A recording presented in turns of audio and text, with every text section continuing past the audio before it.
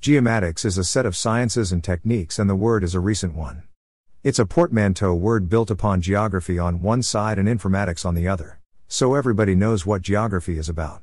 It is about analyzing everything happening on the surface of the Earth, may it be natural aspects or artificial ones linked to human activities. And informatics is automated information processing through computers. So geomatics is computer sciences applied on the study of ecosystems. Of course, geomatics is a whole set of techniques and sciences absolutely useful and even necessary for those studying an ecosystem, whether it is related to human activities like I said, such as urbanism, transport, natural or artificial threat prevention, agronomics, or whether it is related to natural hazards, like coastal erosion. Geomatics is a tool that enables to understand how systems work, how they evolve, and to take useful decisions. In order to illustrate those remarks, it's best to take an example, a quite simple one that everyone understands. In an urban environment, there are railway transport and rail stations. Everyone knows that.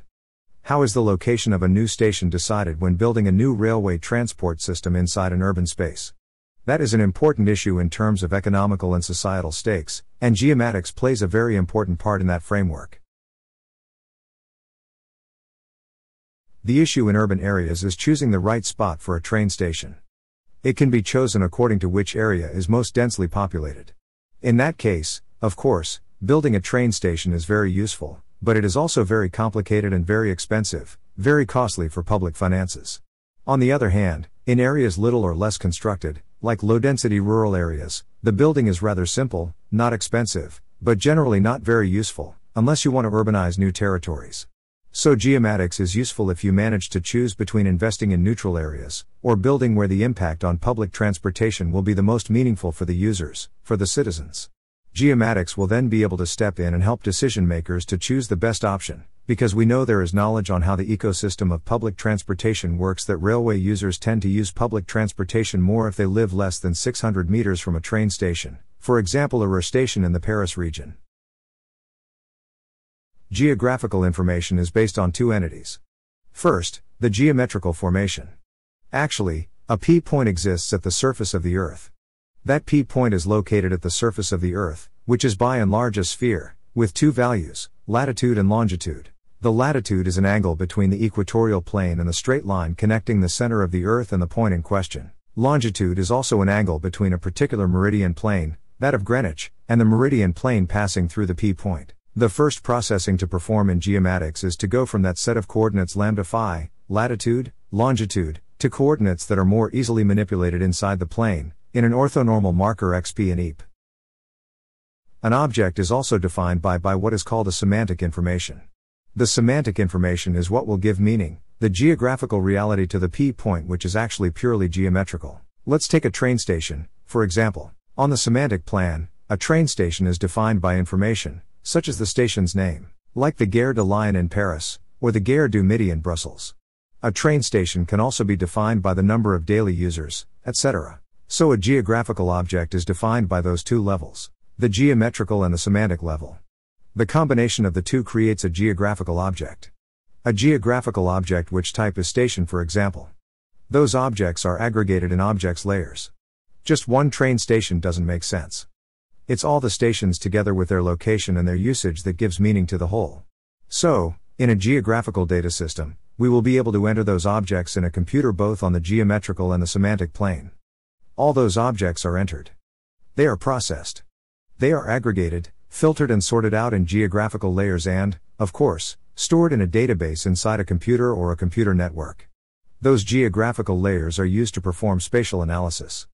That is what will give meaning to geomatics and its computing power due to the use of computers. For example, there is the station layer appearing with a certain number, there will be 3. We will cross that information with a layer of a cluster of houses, coming from INSEE in France for example, which regularly takes a census of the French population. So that layer of clusters is set in geometrical consistency with that of the stations. Another layer will be applied, an interrogation layer corresponding to our circles of 600 meters in diameter around the stations, and so we will be able to start a calculation with the geographical information system by saying, how many people live less than 600 meters from each of those stations? Results will then start appearing. Here we see a station bringing 4,815 people together. This one is kind of the gold medalist amongst the 3 stations. A station for 3,855 people, that's the silver medal. And a third station for 3,419 people, that's the bronze medal. So we see that the first that may have cost the same collective price for its construction is useful for more inhabitants than the third one, and the practical reality shows that there is a wide array of useful choices in the construction of train stations. All that is, of course, very useful. Decide on the location of future train stations, of future means of transport. The informatical object is hard to perceive. In this representation is pictured as a blue ellipse with its green and pink components. To visualize it, whether it is on a map or on a screen, the geographical object is associated with a cartographic representation. Sometimes, the word cartographic object is used. Those cartographic objects can be points, it can be blue squares. So we can work on forms, dimensions, colors, what we call visual variables. And represent it with small meaningful objects, like a train symbol or an ER symbol. So those are the two possible representations. So in the end, geomatics is the component of a very important decision-making system that allows specialists to perform calculations enlightening political choices, particularly for infrastructures. But in a much simpler way, those are calculations done on a computer for geographical data. That will enable us to understand all kinds of ecosystems, like the ones I mentioned in this presentation's introduction, regarding agriculture, defense, and industry.